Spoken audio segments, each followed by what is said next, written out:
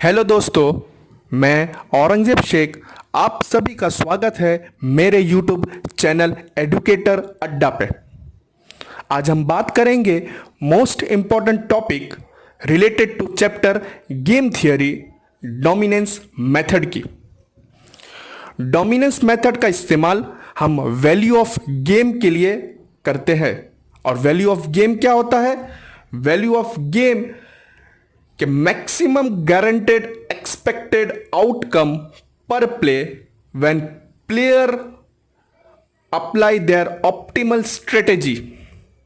अगर हर प्लेयर उसकी ऑप्टिमल स्ट्रेटेजी का इस्तेमाल करता है, उसके बाद जो मैक्सिमम गारंटेड एक्सपेक्टेड आउटकम आता है उसको हम लोग वैल्यू ऑफ गेम कहते हैं। तो डोमिनेंस मेथड से हमको क्या मिलता है? Value of game. कब अप्लाई कर सकते हैं इसको?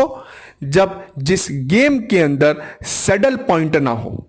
सैडल पॉइंट का मतलब इक्विलिब्रियम पॉइंट कहा जाता है, या फिर अगर कोई गेम के अंदर हर प्लेयर अपनी प्योर स्ट्रेटेजी का इस्तेमाल करता है तो उसे हम कह सकते हैं उसके अंदर सैडल पॉइंट एग्जिस्ट है। अगर सैडल पॉइंट एग्जिस्ट है तो हम कह सकते हैं कि गेम स्टेबल है। बट डोमिनेंस मेथड कब इस्तेमाल कर सकते हैं? कि किसी गेम के अंदर सैडल पॉइंट ना हो, या फिर क्वेश्चन के अंदर स्पेसिफाई किया गया होगा कि हमें वैल्यू ऑफ गेम फाइंड करना है with the help of dominance method के। सैडल पॉइंट है तो वैल्यू ऑफ गेम डायरेक्टली मिल जाएगा। सैडल पॉइंट नहीं है तो हम डोमिनेंस मेथड का इस्तेमाल करके वैल्यू ऑफ गेम फाइंड कर सकते हैं। तो क्वेश्चन का जो फॉर्मेट होता है वो 4x4 मैट्रिक्स फॉर्मेट में भी हो सकता है, 3x3 मैट्रिक्स में भी हो सकता है, 4x5 में भी हो सकता है। तो डोमिनेंस मेथड का सबसे पहला स्टेप है कि क्वेश्चन किसी भी फॉर्मेट में हो, हम डोमिनेंस का जो शॉर्टकट रूल्स है उसका इस्तेमाल कर कर उस फॉर्मेट को जो 4x5 में हो या 5x5 में हो या 3x3 में हो उसको रिड्यूस कर कर 2x2 मैट्रिक्स फॉर्म या 2x2 गेम फॉर्म में लाके रखना है। उसके बाद हम फॉर्मूला का इस्तेमाल कर सकते हैं। पहला स्टेप क्या है? हमको रिड्यूस करना है 2x2 फॉर्म में। रिड्यूस किस तरीके से कर सकते हैं? हमको पता है मैट्रिक्स के अंदर दो पार्ट होते हैं। एक होता है रो, जो हॉरिजॉन्टल लाइन होती है उसको रो कहा जाता है, और जो वर्टिकल लाइन होती है उसको कॉलम कहा जाता है। तो शॉर्टकट याद रखना किस तरीके से रिड्यूस करना है, ये शॉर्टकट तरीका है, मैं आपको बताने जा रहा हूं। अगर कोई भी रो, सपोज करता हूं रो 1 ग्रेटर देन या इक्वल टू रो 2 है, पूरी की पूरी रो हॉरिजॉन्टल नंबर जो दिया होगा पूरी की पूरी रो कोई दूसरे रो से ग्रेटर हो, सपोज करता हूं रो 1 इज ग्रेटर देन और इक्वल टू रो 2, तो रो के अंदर जो लेस देन वाला रो होगा वो एलिमिनेट हो जाएगा। इसी तरह कॉलम का जस्ट ऑपोजिट होगा। अगर कोई कॉलम से सपोज करता हूं कॉलम नंबर 1 ग्रेटर देन या इक्वल टू कॉलम नंबर 2 के साथ हो, तो जो ग्रेटर कॉलम होगी वो एलिमिनेट हो जाएगी। इसका इस्तेमाल कर कर हम जो फॉर्मेट में क्वेश्चन होगा उसको रिड्यूस करके 2x2 फॉर्मेट में ला देंगे। सपोज करता हूं जो 2x2 फॉर्मेट है वो यहां पे है, नंबर है A B C D, suppose कर रहा हूं कि ए बी सी डी, ठीक है। तो प्लेयर बी और प्लेयर ए, प्लेयर ए का first strategy, second strategy, player B का फर्स्ट स्ट्रेटेजी, सेकंड स्ट्रेटेजी, ये नंबर है। तो इसके अंदर हमको वैल्यू ऑफ गेम के साथ अगर पूछा गया कि प्रोबेबिलिटी ऑफ सिलेक्शन भी बताना है, प्रोबेबिलिटी ऑफ सिलेक्शन या ऑप्टिमल स्ट्रेटेजी ये भी बताना है हर प्लेयर की, तो किस तरीके से फाइंड कर सकते हैं? तो इसका दो तरीका आपको बताऊंगा। एक तरीका फॉर्मूला के बेस पे, एक तरीका एल्जेब्रिक इक्वेशन के बेस पे। तो फॉर्मूला के बेस में बहुत आसान तरीका है, मैं आपको वो भी बता देता हूं, और इक्वेशन वाला भी बहुत आसान है। आपको जो अच्छा लगे उसका इस्तेमाल कर कर एग्जाम के अंदर वैल्यू ऑफ गेम आसानी के साथ फाइंड कर सकते हो आप। तो सपोज करता हूं जो प्लेयर ए है उसकी प्रोबेबिलिटी P1 है, और फर्स्ट स्ट्रेटेजी के लिए P1 है, सेकेंड स्ट्रेटेजी के लिए P2 है। इसी तरह प्लेयर बी के लिए Q1 प्रोबेबिलिटी, प्लेयर बी का जो फर्स्ट स्ट्रेटेजी उसका प्रोबेबिलिटी Q1 है, उसका सेकेंड स्ट्रेटेजी के लिए प्रोबेबिलिटी Q2 है। तो P1 का फॉर्मूला क्या होगा? प्रोबेबिलिटी 100% होती है, तो P1 का फॉर्मूला है, और P2 तो डायरेक्टली मिल जाएगा क्योंकि 1 माइनस P1 कर देंगे तो आंसर आ जाएगा। तो P1 का फॉर्मूला देखो, P1 का फॉर्मूला, P1 अगर मुझे फाइंड करना है जो प्लेयर ए के लिए फर्स्ट स्ट्रेटेजी का इस्तेमाल करता है, उसका फॉर्मूला देखो D माइनस सी, मतलब ये नंबर इसके साथ माइनस होगा, डिनोमिनेटर के अंदर डायगोनल का प्लस, ये डायगोनल का प्लस, ये डायगोनल का प्लस, और वो दोनों का सब्ट्रैक्शन, मतलब a plus D minus C plus B. और इसके अंदर जो सबसे स्पेशल पॉइंट, जो खास बात यह है कि प्रोबेबिलिटी का जो फॉर्मूला है P1 का, Q1 का या वैल्यू ऑफ गेम का, उसका डिनोमिनेटर सेम है।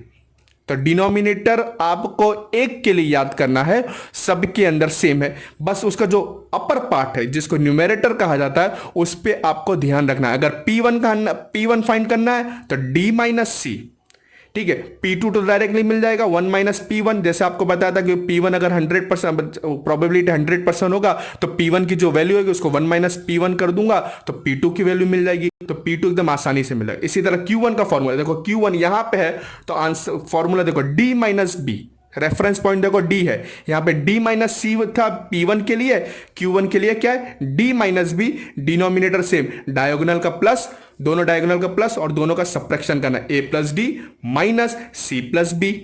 इसी तरह Q2 क्या हो जाएगा, Q2 हो जाएगा 1 माइनस Q1। इसी तरह वैल्यू ऑफ गेम का फॉर्मूला क्या होगा, वैल्यू ऑफ गेम का फॉर्मूला आप लोग अगर देख सकते हो तो वैल्यू ऑफ गेम का मैंने यहां पे फॉर्मूला लिखा है। तो वैल्यू ऑफ गेम का डिनोमिनेटर अगेन वापस से मैंने आपको बताया ना, P1 का डिनोमिनेटर, Q1 का डिनोमिनेटर, सबका डिनोमिनेटर सेम है, नीचे वाला पार्ट सेम है, सिर्फ अपर पार्ट चेंज है। तो वैल्यू ऑफ गेम के अंदर डायगोनल का मल्टीप्लीकेशन, पहले डायगोनल का क्या करना है, मल्टीप्लिकेशन करना है, दोनों डायगोनल का मल्टीप्लिकेशन करना है, जो आंसर आएगा दोनों को सब्ट्रैक्ट करना है। किस तरीके से, यहां पे क्या हो जाएगा a into D minus B into C होगा। तो देख लो वैल्यू ऑफ गेम का फॉर्मूला क्या है, a into D minus C B, मतलब ये दोनों डायगोनल का मल्टीप्लिकेशन माइनस दूसरे डायगोनल का मल्टीप्लिकेशन, और denominator same a plus D minus C plus B. ये होगा एक तरीका, जो पहला तरीका है, with the help of formula हम value of game directly find कर सकते हैं। Second, with the help of equation बना के हम वैल्यू ऑफ गेम किस तरीके से फाइंड कर सकते हैं, वो उसका तरीका ये है। अगेन सेम मैट्रिक्स जो हम लोग ने रिड्यूस करा है डोमिनेंस मेथड के इस्तेमाल करने के बाद, 2x2 फॉर्म में ABCD नंबर है, तो मैंने P1 की जगह यहाँ पे x सपोज कर लिया। अगर मैंने इसको x सपोज किया है तो कॉमन सेंस की बात है कि दूसरा वाला टर्म 1 माइनस x होगा, ठीक है। इसको मैंने y सपोज कर लिया, प्लेयर बी का जो फर्स्ट स्ट्रेटेजी था उसको y सपोज किया, तो प्लेयर बी का सेकंड स्ट्रेटेजी क्या होगा 1 माइनस वाई। इक्वेशन देखो किस तरीके से, अगर मुझे x की वैल्यू फाइंड करना है तो इक्वेशन कैसे बनेगा, देखो a into X plus c into 1 minus X, पहला इक्वेशन, इसको इसके साथ मल्टीप्लीकेशन करके plus, equal to b into X plus D into 1 minus X. बहुत आसानी के साथ हम लोग ने प्लस कर लिया, सारी वैल्यू दी होगी, यहां से x मिल जाएगा। Again a into X plus C into 1 minus X equal to, क्योंकि दूसरा टर्म आने वाला है, b into X plus D into 1 minus X. ये हो गया x फाइंड करने का इक्वेशन। इसी तरह अगर y की वैल्यू फाइंड करना है, x मिल जाएगा तो 1 माइनस एक्स ऑटोमेटिकली मिल जाएगा। इसी तरह y फाइंड करना है तो y फाइंड करने के लिए अब हॉरिजॉन्टली मल्टीप्लाई करो, a into Y plus b into 1 minus Y, b into 1 minus Y equal to, अब ये वाला हॉरिजॉन्टली इससे मल्टीप्लाई होगा, c into Y plus d into 1 minus Y, d into 1 minus.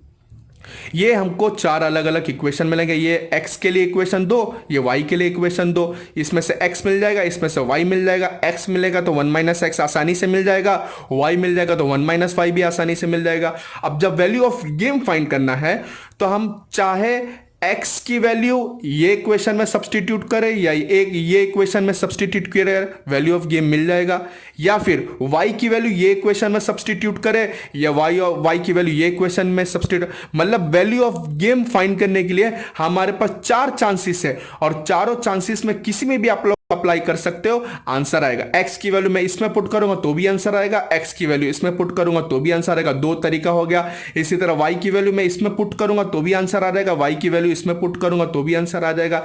ये substituting the value of x और y any of the equation you will find value of game, आसानी का ये है दूसरा तरीका वैल्यू ऑफ गेम फाइंड करने का। चलो हम न्यूमेरिकल देखते हैं, इसके सम्स देखते हैं, तो इससे हमको ज़्यादा आइडिया आएगा कि किस तरीके से हमको अगर डोमिनेंस मेथड का इस्तेमाल कर कर वैल्यू ऑफ गेम फाइंड करना हो तो हम कैसे फाइंड कर सकते हैं। इसका हम लोग प्रॉब्लम देखते हैं। जैसे problem number one GTU examination के अंदर ये वाला सम पूछा गया था। अब क्वेश्चन देखते हैं, solve the following by using dominance method. Specify कर दिया है कि इस क्वेश्चन को हमको डोमिनेंस मेथड का इस्तेमाल करके हमको फाइंड करना है। और अगर हम लोग ये क्वेश्चन को अगर देख रहे हैं तो क्वेश्चन 1 2 3 और 1 2 3 मतलब 3/3 फॉर्म में दिया है। और डोमिनेंस का रूल्स क्या है कि जो भी फॉर्मेट में क्वेश्चन दिया होगा उस फॉर्मेट को 2/2 के अंदर कन्वर्ट करना है। तो 2/2 के अंदर कन्वर्ट करना है। आप लोग चाहो तो कॉलम से स्टार्ट कर लो, आप लोग चाहो तो रो से स्टार्ट कर लो। मैंने आपको शॉर्टकट बताया था, रो का शॉर्टकट बताया था, कॉलम का शॉर्टकट बताया था। चलो मैं एक काम करता हूं, पहले रो से स्टार्ट कर लेता हूं। मैं यहां पे देख रहा हूं कि A1 वाली पहली वाली जो रो है वो A3 से बड़ी है या इक्वल है। जैसे 4 इक्वल है, ठीक है। 5 2 से बड़ा है, पूरी की पूरा नंबर बड़ा होना चाहिए। एक भी अगर ऊपर नीचे होता है तो हम अप्लाई नहीं कर सकते। तो 4 देखो इक्वल है, 5 बड़ा है, 8 बड़ा है।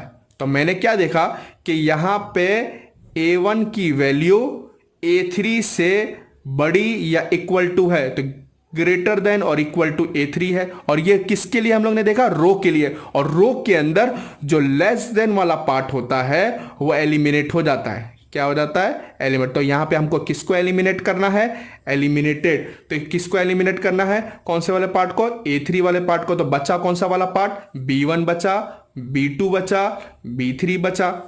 फिर यहां पे क्या बचेगा, A1 बचेगा और A2 बचेगा सिर्फ। तो A1 के अंदर कौन सी वैल्यू बचेगी, 4 5 8 बचेगा। फिर A2 के अंदर कौन सी वैल्यू बचेगी, 6 4 6। ठीक है, हम लोग ने A3 को एलिमिनेट करा, डोमिनेंस मेथड का शॉर्टकट है। फिर मैं देख रहा हूं, चलो अब तो मैं रो के अंदर देख नहीं सकता क्योंकि 2/2 के अंदर कन्वर्ट करना है। अब मैं कॉलम के अंदर चेक करता हूं। कॉलम के अंदर जब मैं चेक कर रहा हूं तो चेक करने के बाद यह पता चला कि B3 की जो वैल्यू है, B3 की वैल्यू B2 से बड़ी या इक्वल है। देखो 8 5 से बड़ा है, 6 4 से बड़ा है। तो क्या पता चला हमको कॉलम के अंदर कि B3 की वैल्यू B2 से बड़ी या इक्वल है।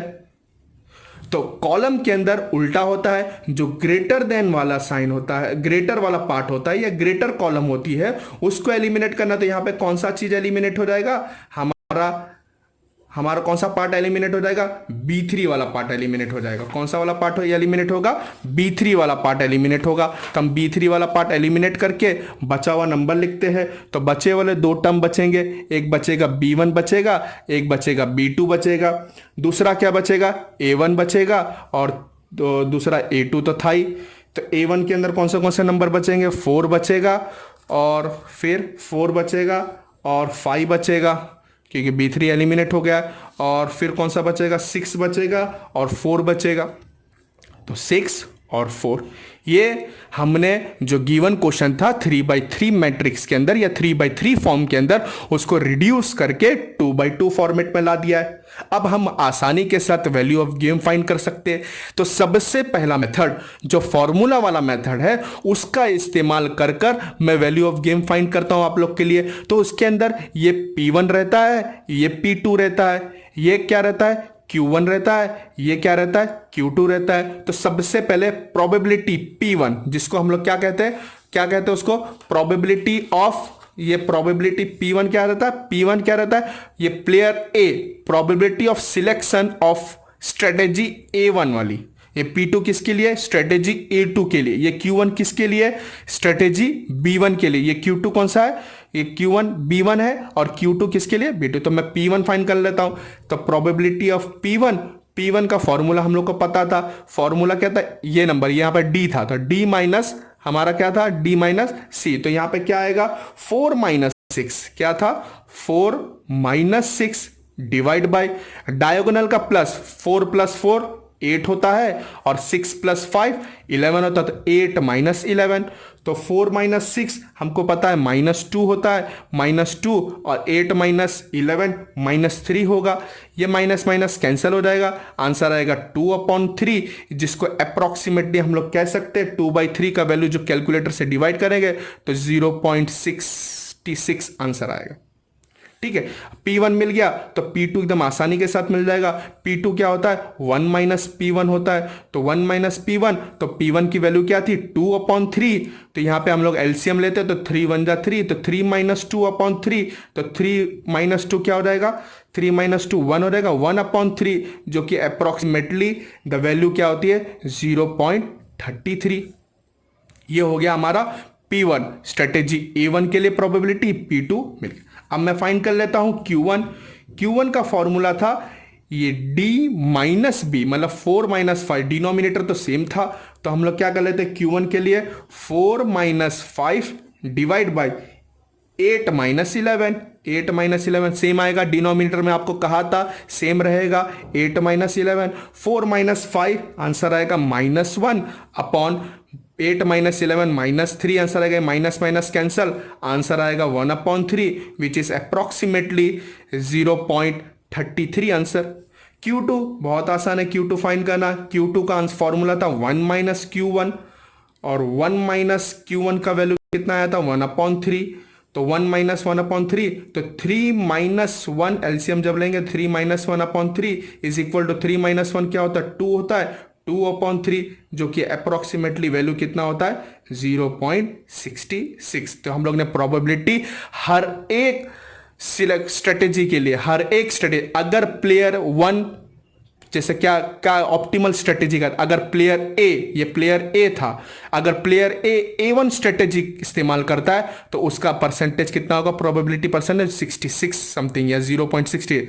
अगर प्लेयर ए A2 स्ट्रेटेजी का इस्तेमाल करता है मतलब उसका प्रोबेबिलिटी कितना होगा, 0.33। अगर प्लेयर बी B1 स्ट्रेटेजी इस्तेमाल करता है उसका 0.33, और प्लेयर बी B2 स्ट्रेटेजी इस्तेमाल करता है तो 0.60। मगर हमको फाइंड क्या करना है, वैल्यू ऑफ गेम। अब वैल्यू ऑफ गेम का भी फॉर्मूला बहुत आसान था, डायगोनल का मल्टीप्लिकेशन। क्या फाइंड करना था हम लोग को, नाउ वैल्यू ऑफ गेम को v से इंडिकेट किया जाता है। किससे इंडिकेट किया जाता है, v से। डायगोनल का मल्टीप्लिकेशन, तो डायगोनल का मल्टीप्लिकेशन अगर हम लोग करेंगे तो यहां पे डायगोनल का मल्टीप्लिकेशन 4 4 जा 16 होगा, और यहां पे डायगोनल का मल्टीप्लिकेशन क्या होगा, 6 5 जा 30, तो 4 4 जा 16 माइनस 30 डिवाइड बाय, और डिनोमिनेटर तो सेम होगा, 8 minus 11 is equal to, answer आएगा 16 माइनस 30 माइनस 14 होगा, -14 डिवाइड बाय -3, जो कि हम लोग इसको डिवाइड करेंगे तो वैल्यू ऑफ गेम क्या आ जाएगा, 14 डिवाइड बाय 3, तो हमारा वैल्यू ऑफ गेम आ जाएगा 4.66। ये तरीका है, पहला तरीका है जिसका इस्तेमाल करके हम लोग ने वैल्यू ऑफ गेम फाइंड करा है, जिसका आंसर 4.66 है। सेकेंड मेथड जो कि मैंने आपको बताया था, इक्वेशन वाला मेथड, वापस से हम लोग ये जो 2x2 मैट्रिक्स लाए थे उसको लिख लेता हूं। एक आया था B1 आया था, दूसरा आया था B2 आया था। यहां पे वैल्यू क्या आई थी, A1 वैल्यू आई थी, यहां पे क्या वैल्यू आई थी, A2 आया था। B1 का A1 का क्या था, 4 5 और 6 4, मतलब 4 और 5 लिख देता हूं, और यहां पे क्या था, 6 और 4। दूसरा मेथड बता रहा हूं, इस मेथड से भी हम लोग वैल्यू ऑफ गेम फाइंड कर सकते हैं, और किस तरीके से जो अलजेब्रिक इक्वेशन बनाते हैं उसका इस्तेमाल करके हम लोग वैल्यू ऑफ गेम किस तरीके से फाइंड करते हैं वो देखते हैं। तो ये A1 के लिए मैं सपोज कर लेता हूं स्ट्रेटेजी X है, तो A2 के लिए क्या हो जाएगा, 1 माइनस एक्स हो जाएगा। इसी तरह B1 के लिए हम लोग सपोज कर लेते हैं Y है, तो B2 के लिए क्या हो जाएगा, 1 माइनस वाई हो जाएगा। अब इक्वेशन बनाते हैं टू कैलकुलेट X। हम लोग सबसे पहले क्या फाइंड करेंगे, कैलकुलेट एक्स फाइंड करने के लिए जो इक्वेशन बनेगा वो बनाते हैं। तो 4 इंटू एक्स 4x हो जाएगा, plus 6 into 1 minus X 6 into 1 minus X equal to, अब दूसरा इक्वेशन क्या, 5 into X plus 4 into 1 minus X हमारा।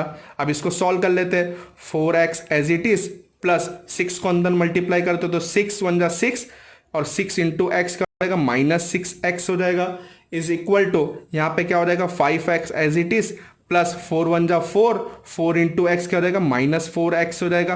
अब क्या करेंगे हम लोग, x वाले टर्म x के साथ रखते हैं या फिर यहीं पे इन लोग को सॉल्व कर लेते, देयरफॉर यहाँ पे देयरफॉर मैं सॉल्व करता हूं, 4x minus 6x, 4x minus 6x तो हमारा हो जाएगा -2x हो जाएगा, फिर ये +6 तो था ही, is equal to 5x minus 4x, 5x minus 4x हो जाएगा 1x हो जाएगा प्लस 4 एज इट इज।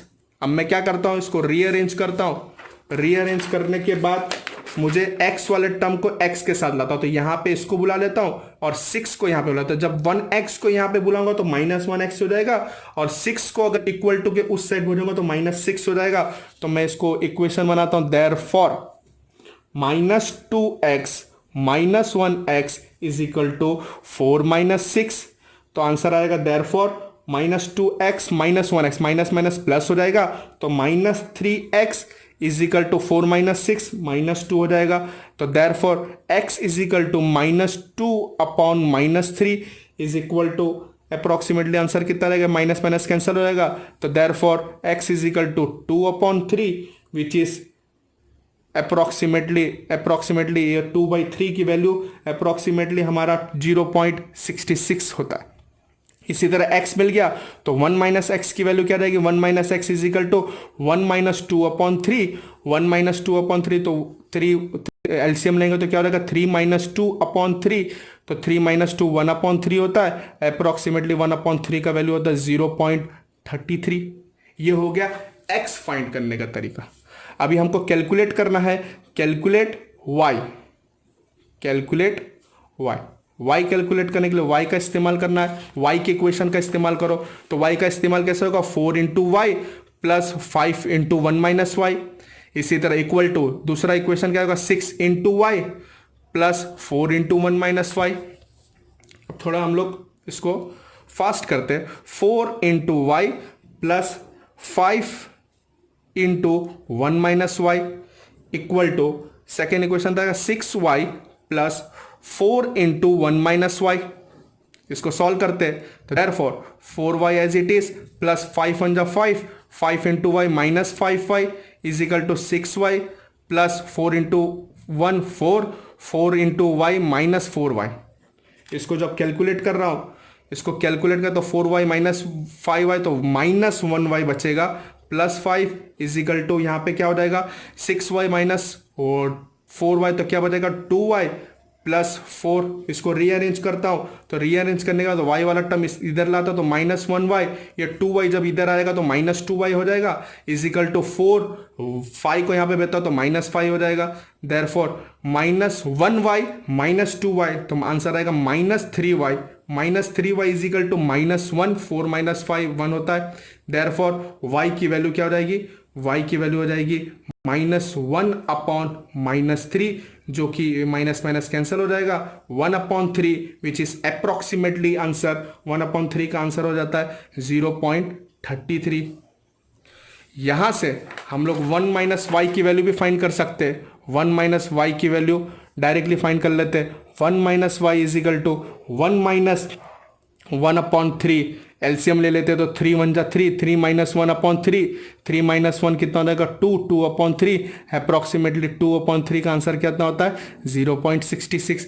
इस तरीके से हम लोग x की वैल्यू फाइंड किए, y की वैल्यू फाइंड कर लिए, 1 - x की फाइंड कर लिए, 1 - y के with the help of equation. अब expected value of game find करना हो तो हम लोग y की वैल्यू ये वाले इक्वेशन में डाले या ये वाले इक्वेशन में डाले तो भी आंसर आ जाएगा। इसी तरह x की वैल्यू जो हम लोग ने दो इक्वेशन बनाया था ये इक्वेशन में डालूं या ये इक्वेशन में डालूं तो भी आंसर आ जाएगा, कोई टेंशन नहीं। तो मैं क्या करता हूं, जो सबसे पहला इक्वेशन बनाया था 4x प्लस 6 इंटू 1 - x, इसके अंदर हम लोग सब्सटीट्यूट करते हैं तो expected value of game find कर लेते हैं। Therefore expected value of game,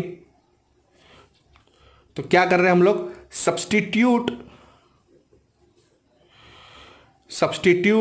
the value of x और y in any one equation, हम किसी में भी सब्सटीट्यूट कर सकते हैं।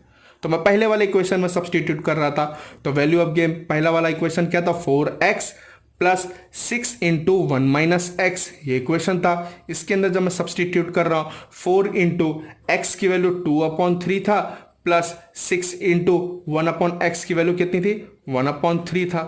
तो यहां पे जब मैं कैलकुलेट कर रहा हूं with the help of calculator, तो 4 2 8, 8/3, यहाँ पे 3 1 3 2 6 हो जाएगा।